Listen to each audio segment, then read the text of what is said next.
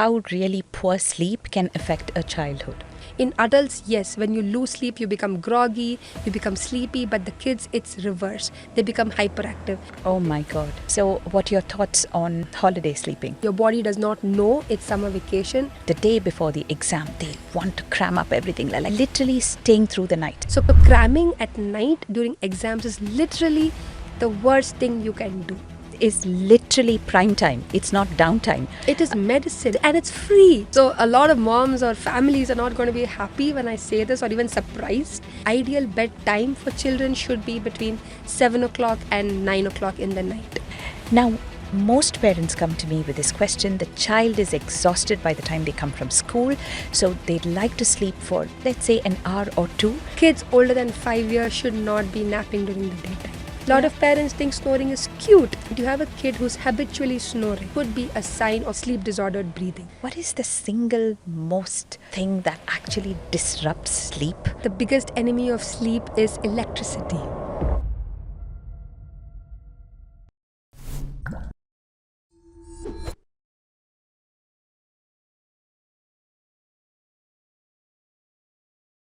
Welcome to the second episode of DHEE Kids Podcast.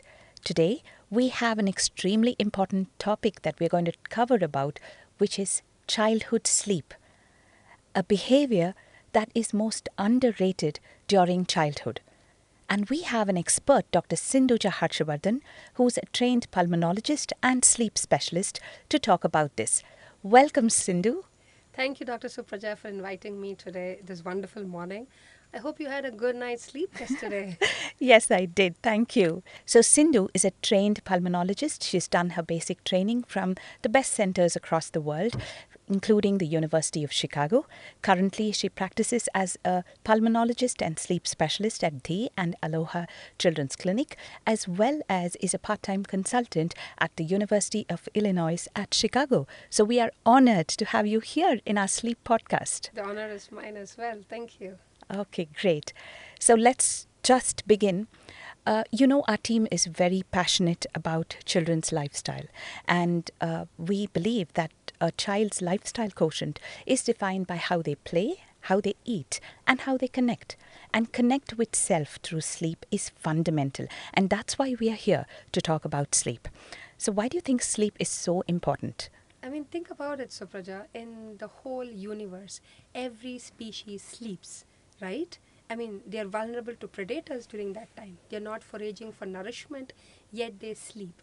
They sleep like it's a biological necessity. It's only humans that, unfortunately, are the only species who delay sleep, who have so many sleep disruptors, and this, unfortunately, is taking a toll on our health.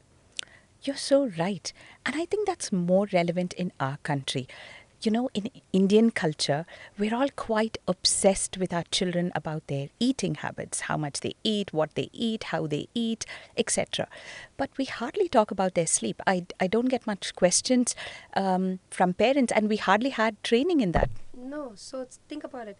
1/3 of your life is spent sleeping, right? Yep. So for an average human being who lives approximately for 70 years, that's 25 years of his life sleeping. So there must be benefits to it. And now research has shown that every organ in your body is rested, rejuvenated during sleep. And we're starting to literally scratch the tip of the iceberg.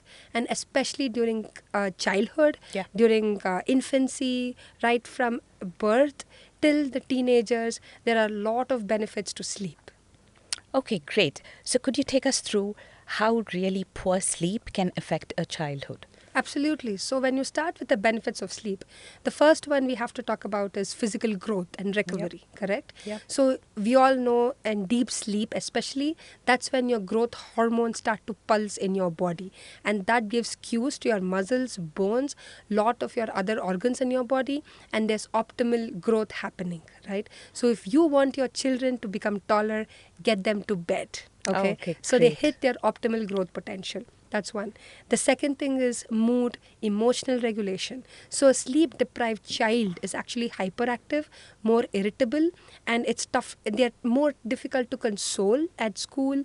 They have They struggle at homework, struggle with play, and that's because they're sleep deprived. In adults, yes, when you lose sleep, you become groggy, you become sleepy, but the kids, it's reverse. They become hyperactive. So when you see a child running around at night, hyperactive, it's actually a sign of sleep deprivation. Oh Okay. my God. Yes, so a well rested child is better at problem solving, critical thinking, their mood, emotions are much more regulated during the daytime, starting from the morning itself. So that's the second reason. The third reason is metabolism, immune functions. All of that gets regulated at sleep. So a sleep deprivation can put you at risk for cardiovascular disorders, obesity. Obesity is becoming a pandemic nowadays in childhood, and part of it is because of disrupted sleep. Okay, then they're also at risk for higher risk of infections, and then finally there's also a risk of cancer when your sleep is disrupted. So sleep is literally prime time. It's not downtime. It is medicine. It's free. It's free medicine. Absolutely. So I think the most cost-effective intervention in childhood development would probably be sleep. As Sindhu just told us, it is not just to do with their growth, but their emotional regulation, their hormonal health, metabolic health, and a lot of adult onset diseases are related to poor childhood sleep. And that's why we're here talking about it. Yes, we are seeing early obesity, we are seeing early diabetes, and all of this can be related to disrupt sleep starting as early as childhood. Okay, brilliant. So take us through what are normal sleep times for an infant versus a teenager? Yes, so yes, sleep requirements in terms of hours of sleep needed at night gradually decreases as the child is growing older. We all know that. Yeah. So babies definitely need around 14 hours of sleep, and this is including naps, 14 to 16 hours even. Yeah. Whereas a toddler, like say between 1 and 2 years of age, need around 13 to 14 hours of sleep, again including nap time. Okay. But once you get to the preschoolers, they still need around 11 to 12 hours of sleep.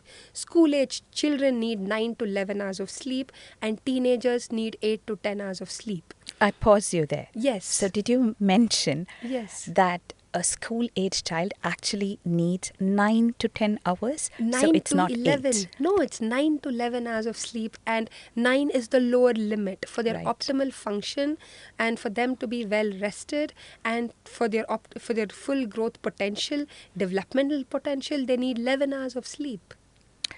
That's a Herculean task. Now, let's look at our a typical school age child. Their school timings start anywhere by 7:45 a.m. to 8.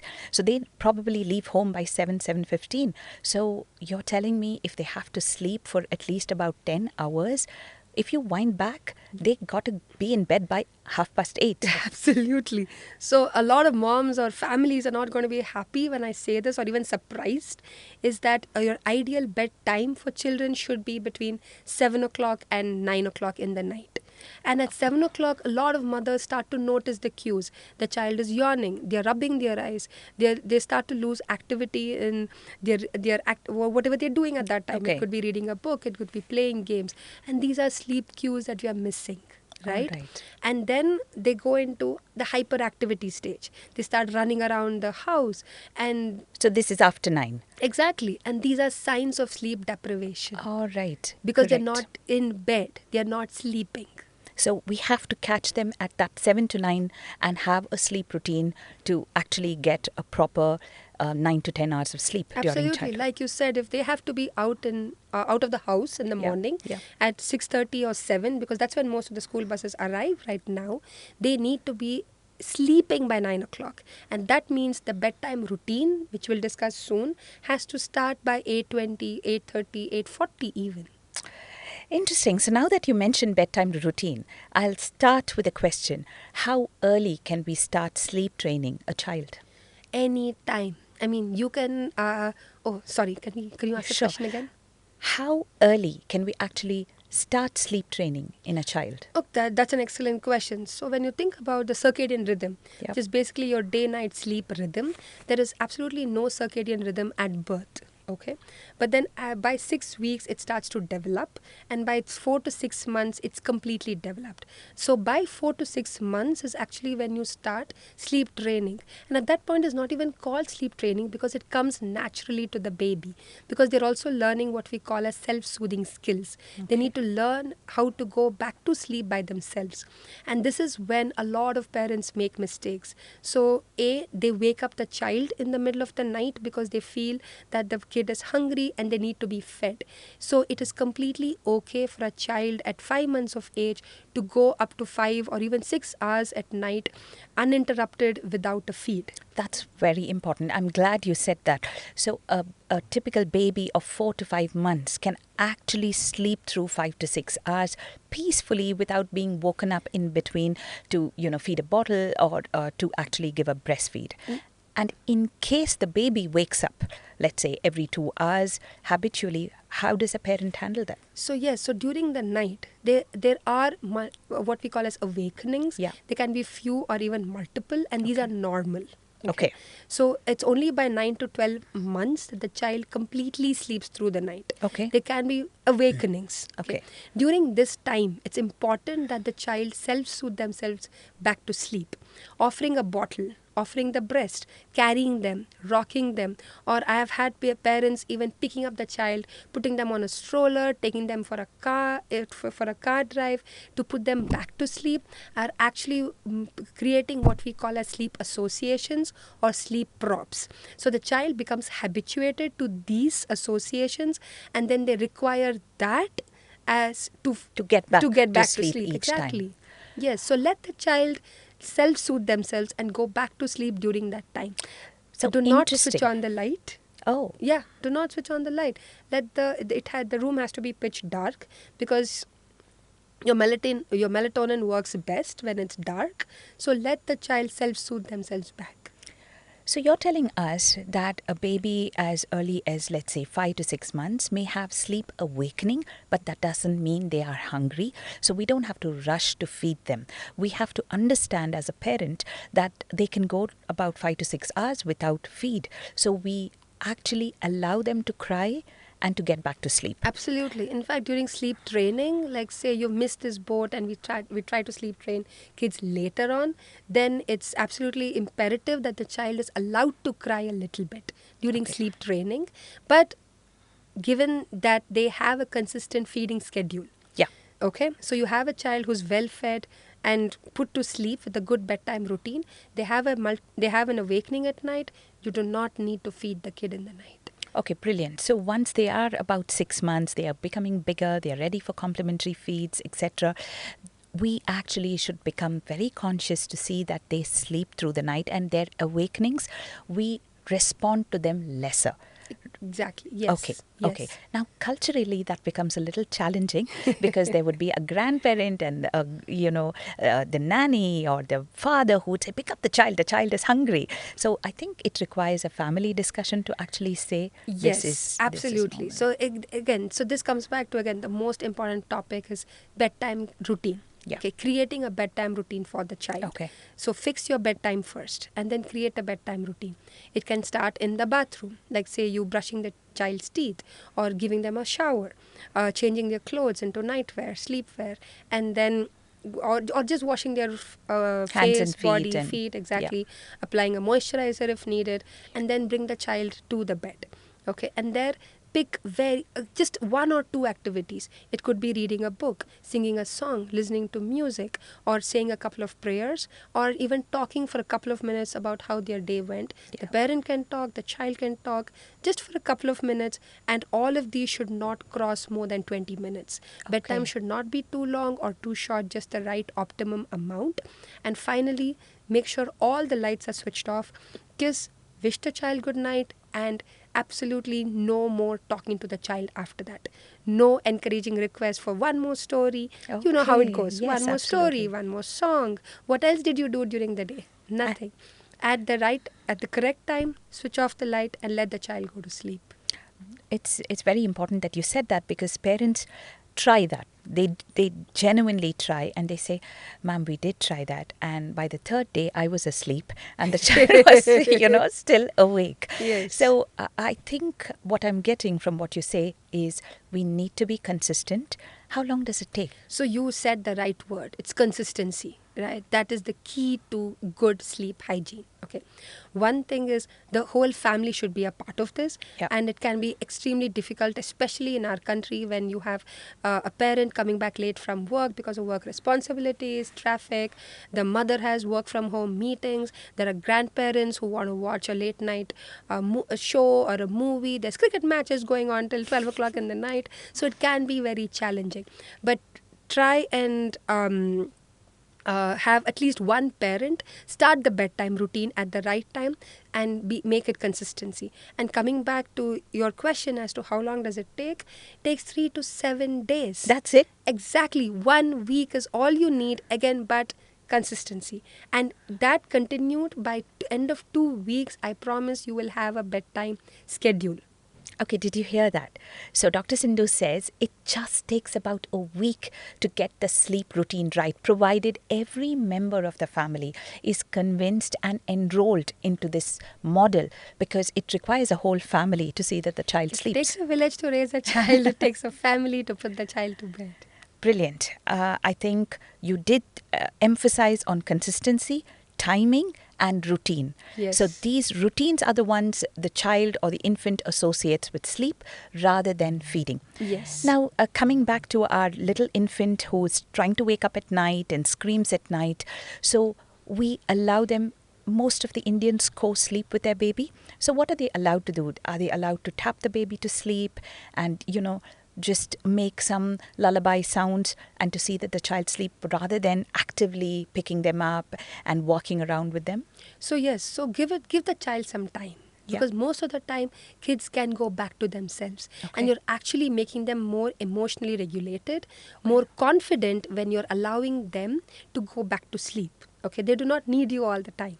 But yes, if it goes on, or if the kid is harming themselves, they're crying, they're screaming, and they've had a bad dream, things like that, then it's okay to pat the child. Let them know that you're there. Okay. Calm, gentle reassurances, and that should help.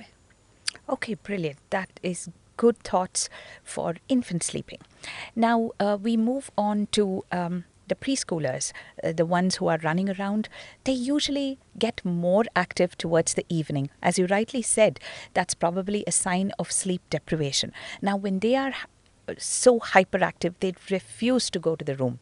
And they would say, no, we are not sleepy. We will wait for daddy to come back or something else before they go to sleep. How would we handle that? So it's the same thing again. So we need to set a bedtime routine. Yeah. So again, the big thing is the parent has to be in charge of the bedtime routine. You cannot let the child dictate the terms. If the mother is putting the child to bed, it has to be the mother. The child cannot demand for the grandparent one day, the father one day, the uncle one day. Whether it's or on a vacation, they say, okay, we are in a different city, so can we go to sleep late? No, bedtime routines have to be consistent with the same set of activities as much as possible, whether it's a vacation, a weekday, a weekend, holiday, grandparents' house. I know it's tough, it's challenging. We've all gone through those days and nights wherein it's tough, but trust me, having these routines consistently makes for a good, well-rested child, a well-rested parent. The whole family is fresh in the morning. That's great. Now that you spoke about vacation, we are towards the end of summer vacation. And when I ask the parents in my clinic, so what time does your child sleep and awake? They would ask me, you're talking about the summer vacation, doctor, or during school times? And I said, well, the brain and the heart don't have a summer vacation. Exactly. So the biological clock works consistently. So what are your thoughts on holiday sleeping? Yes. So everyone thinks that summer vacations are like a getaway pass, that to sleep. Yeah. And so the whole sleep schedule gets completely disrupted. So again, as you rightly said, your body does not know it's summer vacation. So ideally try and maintain your sleep schedule as close to your school routine as possible during summer holidays. If that is not done or is not not possible, then try and get to the routine at least 2 weeks before school starts. Okay. Or at least one. It's still not too late. We still have a week, I hope, before school starts. Yep. And try and get the routine so your kid is more energetic and can do well at school, because again we already spoke about how important it is for cognitive development, intellectual development, when the child is well rested at night. Okay, brilliant.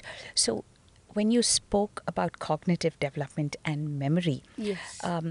often my children, I have this big argument with them the day before the exam. They want to cram up everything. They're like, Mummy, you're not telling me to sleep today. It's my math exam and I have to do my best. They have this pressure which they put on themselves, literally staying through the night. What are your thoughts about it? Okay, two things here. One is that what the child learns during the daytime, whether it's creative, whether it's art, science, math, a talent, anything for that matter, goes into your short-term memory. Okay, we all know that. Yeah. But during sleep is when short-term memory gets converted into long-term memory.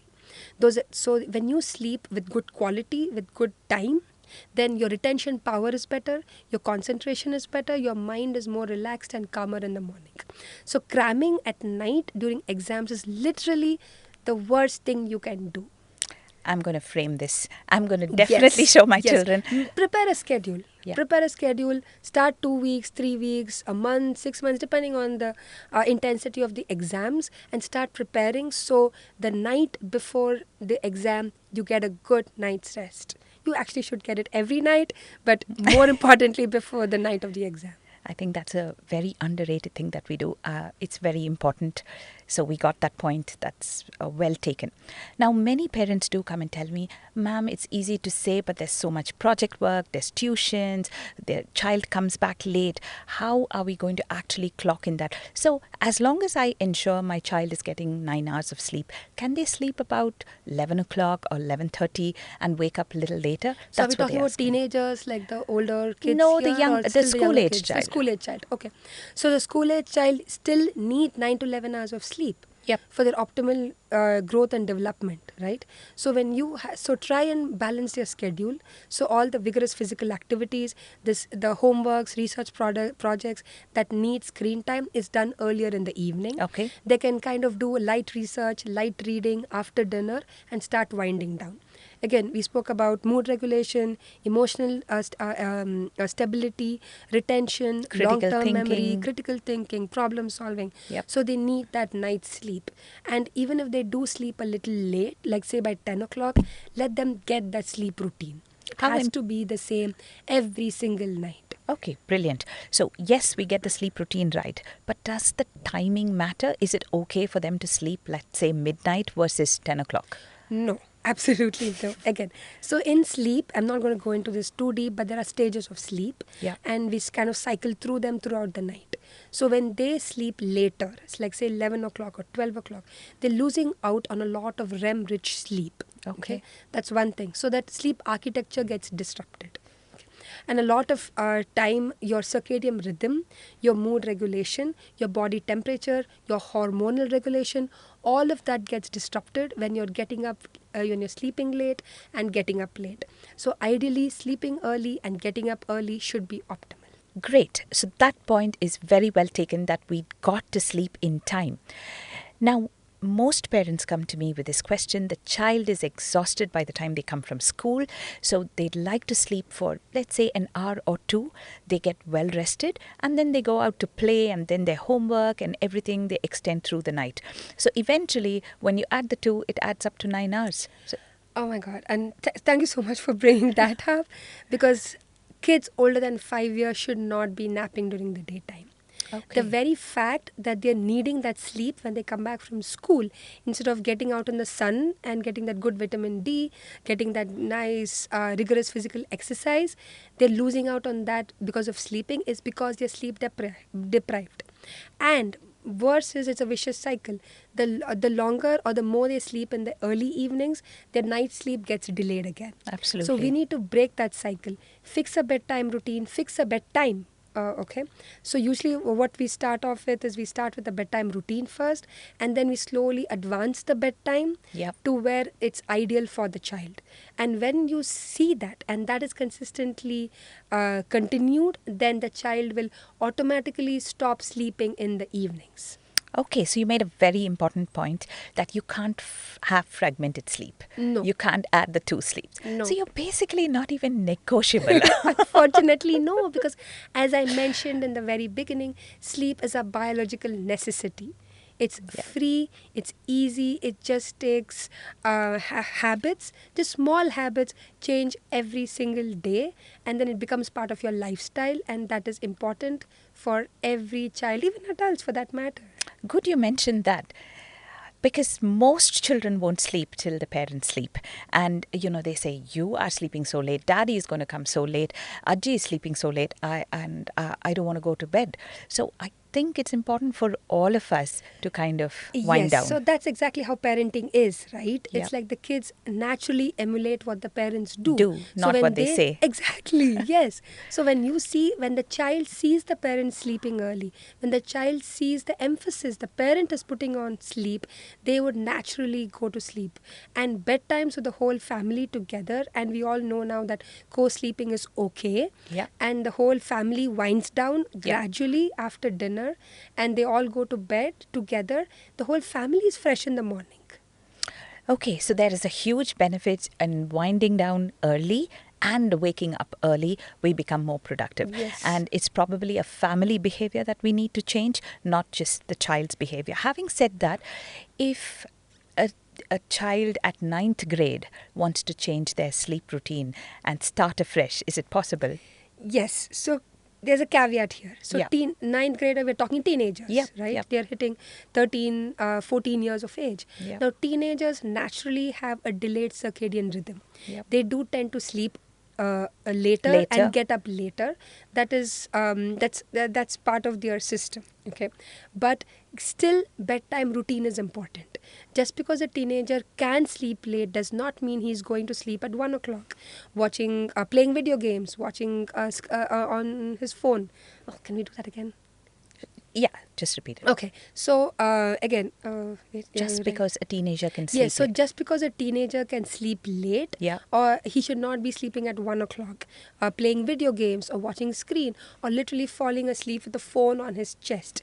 Now that is not optimal for his growth. So it's okay if a teenager sleeps later, like say by 10:30 or 11, but he should still sleep at that time every single day with a consistent bedtime routine prior to his sleep.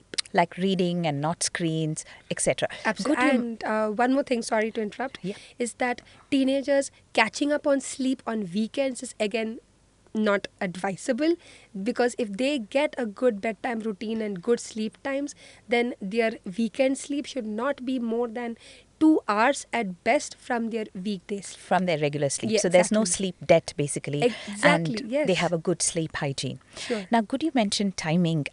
So teenagers have a little bit of leeway. They can sleep a little later because they are biologically different from a younger child. However, I was reading a recent paper which said that sleeping after 11:30 p.m. actually puts them at increased risk of PMOS and all the hormonal problems that we see. Yes, and I'm so sure the you agree benefits with of that. sleep we spoke about is hormonal regulation. Yep. And not just growth hormone. We're talking about your insulin, your digestive hormones, your all other endocrine hormones. All of them are balanced and reset during sleep. So when a child has fragmented sleep, especially teenagers, it can disrupt their hormonal balance, and we are seeing an increased risk of PMOS, obesity, pre-diabetes in younger kids than before. Absolutely. So our adult onset diseases, which are now encroaching into young adults and teenagers, actually has a strong foundation in sleep. Yes, along with diet, sleep also is a huge factor. And it's not just the sleep routine per se in teenagers, it's also going to gym in the evenings. That's also become a fad nowadays. Yes, you see a lot of teenagers, high schoolers even, hitting the gym after dinner. So vigorous physical activity less than 2 hours before bed is not advisable. The next thing is caffeine. Now, Sindhu, just before you go to caffeine, Okay. it's interesting that you brought out the physical activity, because I'm a huge proponent of telling the teenagers to be physically active, and they don't have time in the morning. So the only time they get in the evening, and most of them hit the gym just before the bed. So you're saying you need to reset that a little bit. Absolutely. Do that early evening, but Yes. not just before bedtime. Yes, absolutely. I'm a pulmonologist. I know the importance of exercise. Great. Right? Especially at all ages. Yeah. Especially during teenagers when they're going through puberty and growth. But exercise, vigorous exercise, going to the gym, swimming, playing sports, has to be done early in the morning, afternoons, or early evenings. After dinner or 2 hours before bedtime, the maximum activity allowed is like, say, walking, mild cycling, stretching, or mild yoga. Exactly. Nothing more vigorous than that, because it increases your body temperature, and a warm body is not conducive to good sleep. Brilliant. Yes, we'll go to caffeine, especially because my teenager takes cold coffee just before bedtime, and I'm dead against that. Yes. So caffeine again has a very long half-life, around 6 to 8 hours. So any coffee, caffeine, or nowadays a lot of sports drinks, energy drinks, sodas, all of them have hidden caffeine. Absolutely. You know that as a pediatrician. Yeah, don't call them energy drinks. They are stimulant drinks. Yes, and we know it's all banned. Yeah. But still you see kids, high schoolers drinking them, and any form of caffeine taken after 4 p.m. will disrupt your sleep, because it's still active, and it fights with your receptors, which actually induces you to sleep. Okay. Can you delete that part? Yeah, of course. Okay. So after 4 p.m., no caffeine-related drinks, and especially in our adolescents, we need to discourage that. Yes, soda, pop, All of them is all a of big them. no. Stimulant drinks, yes. So good you brought out beverages. I was just going to ask you about food. How does food actually correlate to sleep? Yes, so heavy fatty meals less than 2 hours before bed, again, disrupts your digestion and keeps your body active and not rested during sleep. So the biryani is a complete no. Absolutely. You can eat biryani, but in moderation, and give yourself And the time timing. between your biryani and your sleep. Okay, got I it. love biryani, but I get that. So I think there's a lot of sense in how our ancestors used to, especially in the villages, used to relate the entire lifestyle towards the sunrise and sunset and winding down and eating before sunset. It's making so much sense. absolutely. Great. Could you give us 5 behaviors which are conducive to good sleep hygiene? What a parent must do. Okay. First thing is A, set your bedtime rights. So the time. The time. Based on your child's age, fix your bedtime and work around it. One. Okay. Second thing is fix your bedtime routine. As I mentioned, 3 activities at the most, starting at the bathroom, ending in the bedroom, and the third thing is create a beautiful environment for sleeping. Okay. Completely dark, and it should not be too hot or too cold. Yeah. And of course, sleeping is completely okay. Yeah. So the child also feels comfortable when the mother or any of the parent is there. A safe space. Exactly. Third thing. The fourth thing is everything that we just discussed. Vigorous exercise, heavy fatty meals, caffeine, alcohol, stimulant medications, things like that. Nothing before bedtime. And finally, screen time. We have to talk about screen time. We do. So no screen time, absolutely 1 hour before bedtime. Okay. And the worst thing I also see is that the baby is sleeping and the mother is watching right next to the sleeping child. And the blue light from the screen can affect the child. So just the mother watching the mobile can actually affect the baby sleeping near her. Exactly. It's detrimental both to the baby and to the mother. I'm sure. Yes. So the 5 beautiful things you mentioned is get the timing right first, then set your routine, and thirdly, make sure the sleep environment is conducive. Keep away from all the no's, especially with food and drink, and finally say no to the screens before bedtime. Okay. Yes. So a quick question about parents having to say they do their project work, especially at night, on the screen. So what do we do about that? They do have a lot of homework on screens. Yes, again, they have to learn to reschedule Okay. their homework. Yeah. So again, any homework that includes screen time needs to be done earlier in the day. Got it. Simple. So we finish the screen-related work first and do the reading and the writing just before they go to sleep. It's that simple. 5 things we just have to not... 5 things we have to worry about when it comes to sleep. Okay. So one thing is you've tried all of these.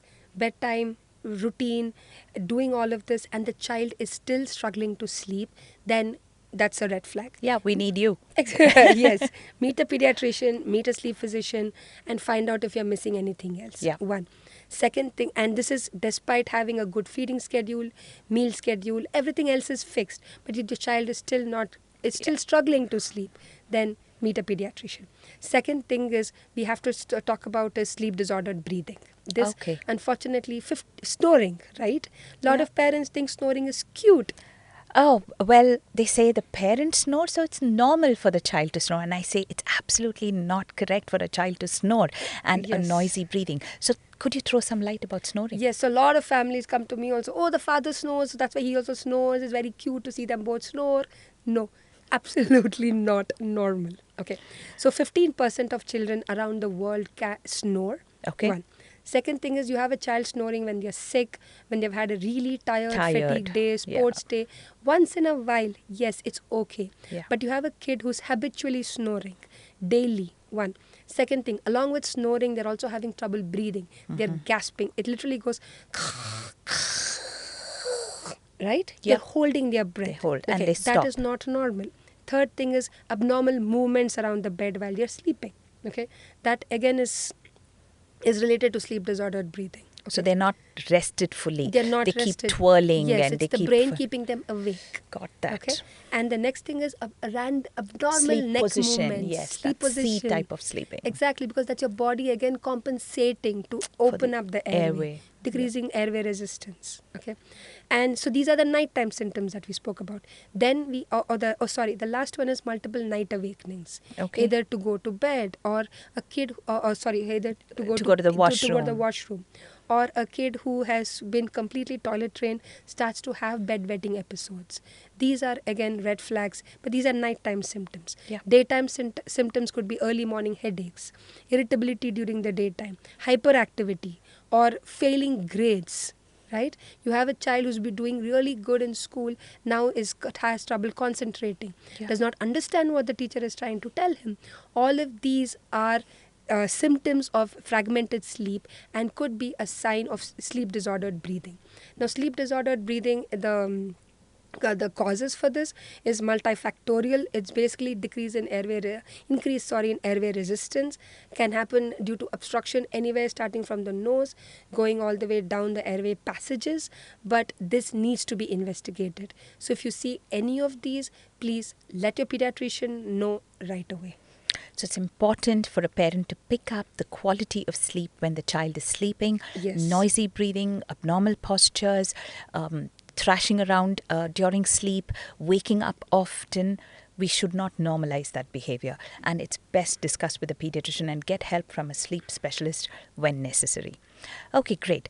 Let's have some quick snippets. Okay. Whether you're worried about this behavior or not. Sleepwalking? No, not exactly. Could it be normal? Which age is it normal? So it is normal between 4 to 10 years of age. Okay. So sleepwalking basically peaks between 8 to 10 years of age, and then they start growing out of it. Okay. Unfortunately, it's related to, again, sleep deprivation, stress, anxiety, fever, illnesses, certain medications. But unfortunately, there's no management per se for it. But we need to be worried about it because when it comes to safety of the child. Yeah. Right? So you want to make sure there are no sharp objects around the bed. You want to make sure the doors are closed. They're there not are on a gates, bunker bed. barriers for stairs, things like that. Bunker bed is a huge thing. So make sure all of that is taken care of. But eventually, once we correct all of this or with age, the child does grow out of it. Okay. So it could be normal, but it's worth discussing with the pediatrician. Yes. What about grinding the teeth? Bruxism at night? Okay. So bruxism is, again, pretty common. Yeah. But yes, it's transient. It's not... but sometimes it can be indicative of sleep disordered breathing that we spoke about. Okay. Stress, anxiety, fever, illnesses. But what happens is sometimes you can have dental malocclusion. Yeah. So again, discuss with your pediatrician or a sleep physician. We usually do simple things like correct their sleep hygiene. Yeah. And then we see improvement. It actually Yes. improves. Yeah, You're but very right. yeah, but certain cases do need to go to the dentist. So yes, we take it case by case. So many parents come to me saying that the grinding of the teeth is related to the worms in the tummy. Well, that's a myth. We do have to discuss this point. As Sindhu rightly said, it could be related to poor sleep, hygiene and architecture, and it may also relate to some psychosocial factors which can be dealt with when we have a discussion. And we need to see that the dentist checks it once. Yes. Okay, great. Dreams and nightmares? Okay. Are dreams normal? Yes, dreams are very much normal. It's not just random chaos. There's a lot of research now going into dreams. It's basically your REM brain acting up. It's related to emotional regulation. It's related to creative thinking. There's a lot of stuff going on with dreams. Sometimes it's your neural stimulation going into overdrive. So it basically the signal gets converted into visual signals that you see as dreams. This is one of the theories. There are a lot of theories out there. But coming to nightmares and night terrors, these two are two completely different concepts. Right. Now, nightmares happen usually in the later part of the night. The child gets usually alert, is consolable, can remember the dream, and even remembers it happening the next day morning. Okay? So they come and talk about it. Like Absolutely. they dreamt of a monster or something they are really worried about, and they Yes. actually talk to the parent about it. Yes. And that's a nightmare. That's a and you say nightmare. it's okay to have that. Yes, and night terrors happen in the first 1/3 of the night generally. Yeah. And here the child is getting up screaming, Yes. talking in gibberish that the parents cannot understand, sometimes asking for the mother when the kid is already in the mother's lap, Yeah. crying inconsolably, and the parents do not know what to do. True. Again, so this usually, so the way you manage the two is slightly different. With nightmares, the child is usually already alert, so just gently, calmly reassure them it's okay to switch on the light. Whereas with night terrors, still have a dim light, don't forcibly awaken the child. And then if it's going on for a while, then calmly and kindly reassure the child.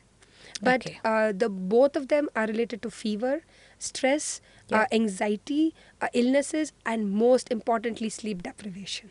So coming back to fixing bedtime routines can drastically reduce the incidence of both nightmares and night terrors. Great. As a parent, what are the top most red flags that I need to watch out for and go to a sleep specialist or a pediatrician when I see my child sleep? Okay.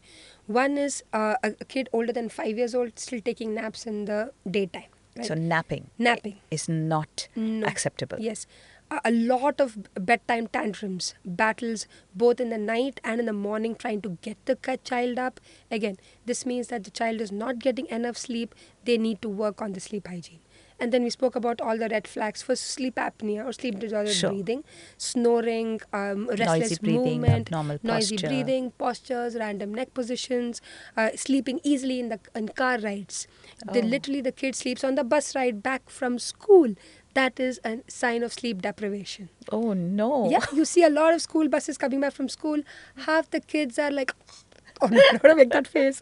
But that's how they are, and that's how they're absolutely. sleeping. Yes. And that again is a sign of poor sleep hygiene, or they're not getting adequate sleep. You did mention that naps are a complete no in childhood. It's a very baby thing.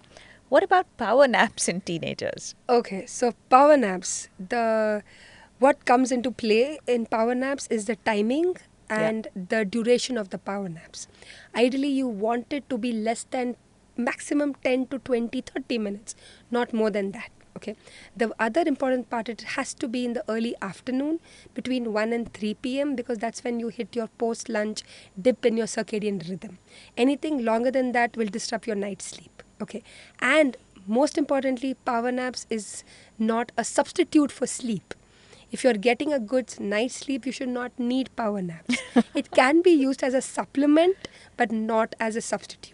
Okay, so the timing is important. Yes. We can do that post-lunch like the way they did it in Three Idiots, but not after coming back from school and calling that a power nap. No. And a power nap has to be really short, Yes. like 20 minutes, and not just sleep like And not you every mentioned. day. Power nap should not be taken every day. Oh, I see. No, it's only on that one off day you've had an off Got it. night and you need that extra Boost. rest for your Yeah. body.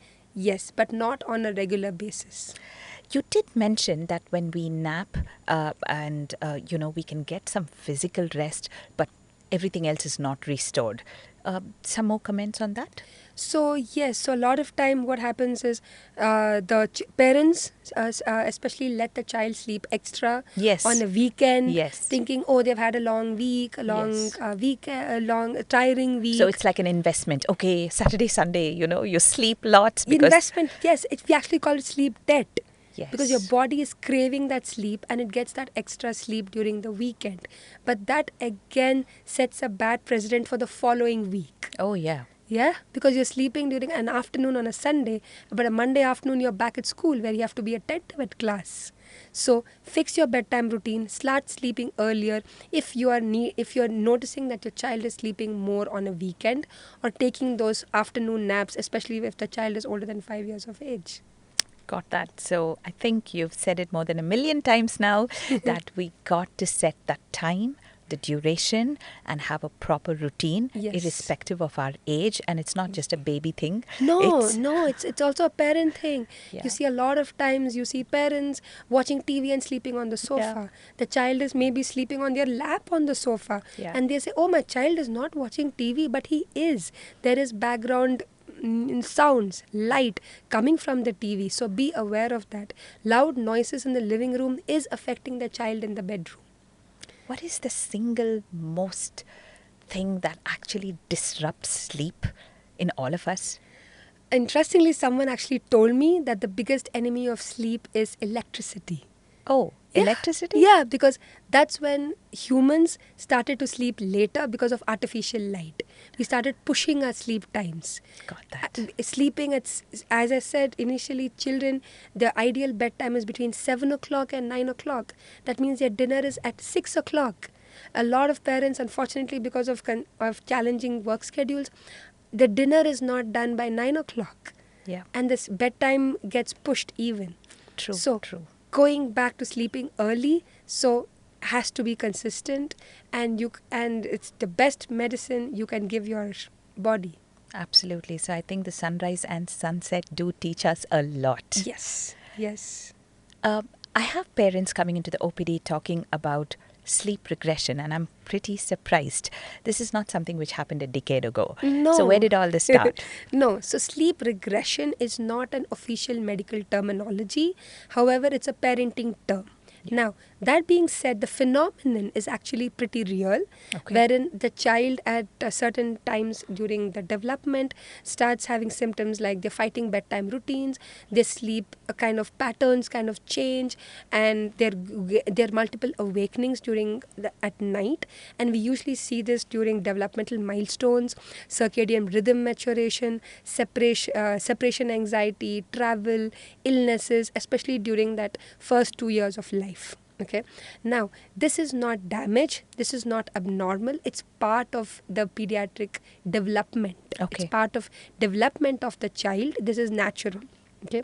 One. So the main thing to do is keep up with your bedtime routine. Mm-hmm. Continue to be consistent. Do not provide any overstimulation. If the child is teething and getting up, do not start rocking the child because you're introducing that association. Yes. Continue with the same bedtime routine that you had before without introducing new sleep prop or sleep association, and maximum they usually grow out, they resolve within spontaneously within 6 to 12 weeks. So nothing major to worry about, and it would self-resolve. It's part of their development. Yes, absolutely. Great. I'm quite convinced that I'm sleep deprived and I need to get a very good sleep hygiene. But jokes apart, I think it was a brilliant 30 minutes with you to discuss about how important sleep is in childhood lifestyle, and it's actually a pillar of their development. It also prevents a whole bunch of cardiometabolic diseases and hormonal diseases in adults. So I hope you learned as much as I did during this podcast, and do keep the conversation going. Post your questions and we would be most happy to answer. So Dr. Sindhu, do you have any summary points to leave us with? So thank you again for having me. This has been really fun talking to you. And yes, so sleep. 25% of your life is spent sleeping, there is definitely multiple benefits to it that we have discussed. So ensure that your kid is sleeping at the right time with the right routine, and consistency is the key. And do not get disheartened. We all go through challenges. You can have a day off here and there, but try and get back to the routine as much as possible. And yeah, this If is you're for a watching. great healthy family. And finally, I want to say, if you're watching the podcast and we put you to sleep, I am actually happy about it. Or if you're watching us on Instagram as a reel and it's nighttime, switch off the phone and go to sleep. Thank you.